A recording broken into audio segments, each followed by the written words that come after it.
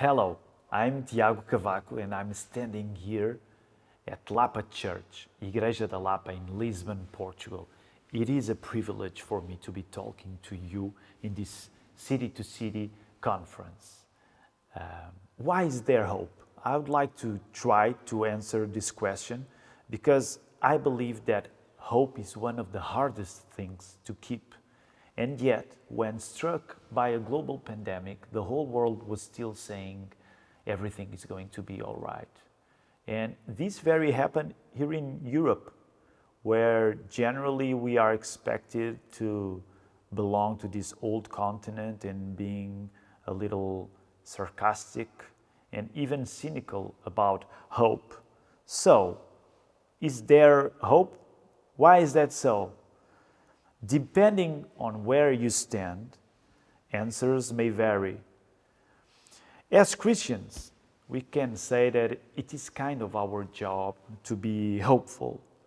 But why should we, as Christians in Europe, be brave and hopeful about sharing the gospel? And I want to talk a little bit about this using City to Cities, the evangelism project, as an illustration. The evangelism project of City to City is City to City gathering a dozen guys from all over Europe to help to understand and reach our continent and mostly our biggest cities with the gospel of Jesus Christ. Let's be honest, in Europe we are not that famous for finding answers.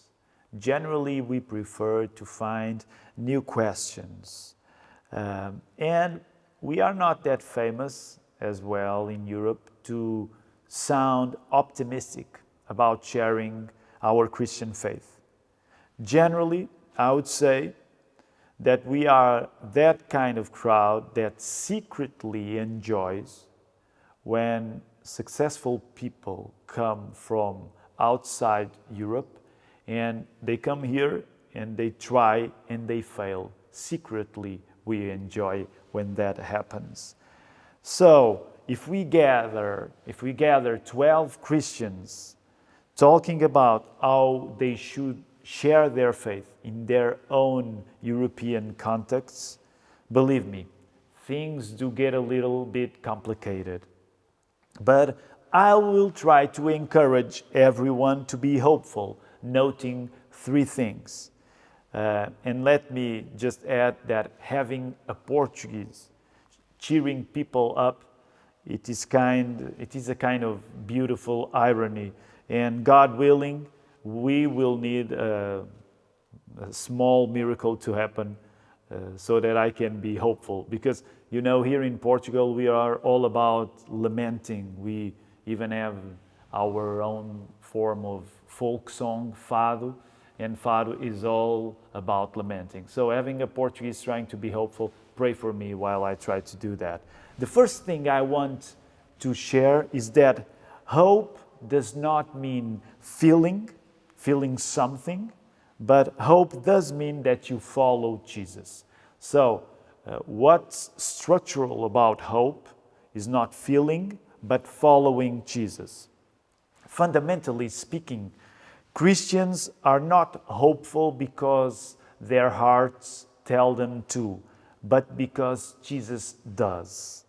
Lots of times, hope is what we have despite whatever we hear inside us. Let's remember the scene of our Lord's birth, for instance, in Luke chapter 2, and I'm going to read verse 8 and verse 9. And in the same region, there were shepherds out in the field, keeping watch over their flock by night. And an angel of the Lord appeared to them, and the glory of the Lord shone around them, and they were filled with great fear. Some shepherds were resting during the night, and they get terrified by a supernatural vision of angels. What's that all about? God was engaging those folks, giving them news of great joy. The Messiah was born.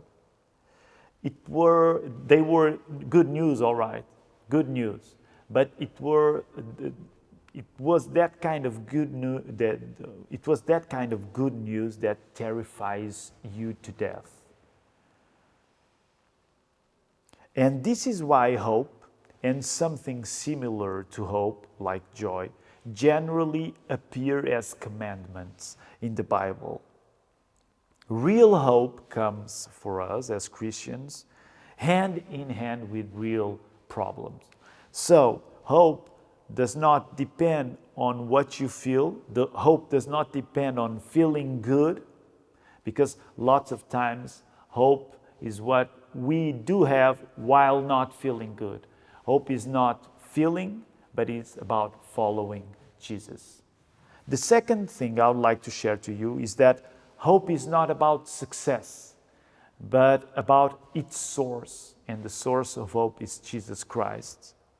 When we work together as European Christians, like we do in the Evangelism Project, we are generally experienced not so much in success, but we are experienced in failure.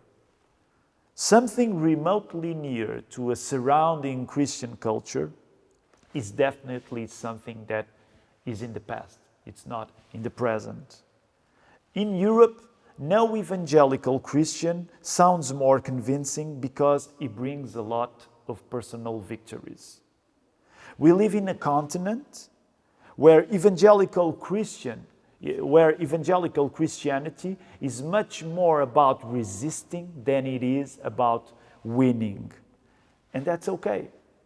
That's okay, because what makes the gospel truthful is not our ability to win over our adversaries. What makes the gospel truthful is the fact that Jesus won over death. We go on being hopeful because we are not trusting our personal victories. We are trusting on Jesus' victory over death. So, hope is not about success, but it is about its source, and that source is Jesus Christ. The third and last thing I want to share, it's that hope is something firm, also because it is reteaching us fear. Let me repeat. Hope is something firm because it is teaching us fear all over again. And I know that this can sound a little contradictory, but bear with me. Last year made a point of remembering us that fear is still very much alive today. And not dealing with it, it is not an option.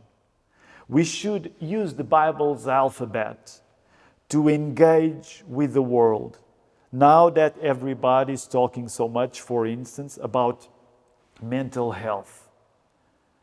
For years we've been listening that where will we go when we die question was outdated. But I would say that the pandemic showed us that death still scares us on a very public scale.